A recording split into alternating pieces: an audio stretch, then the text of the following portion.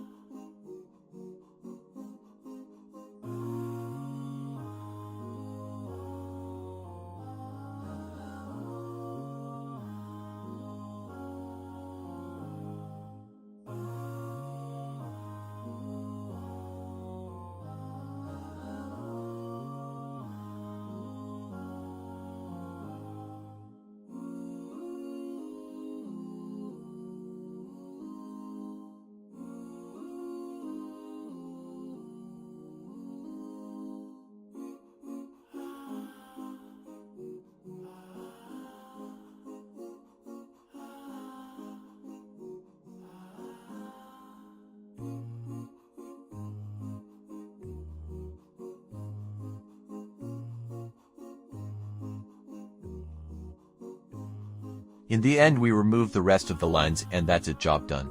Hope you like it and learn from it. Don't forget to like and subscribe and leave your opinion in the comments. See you on the next video.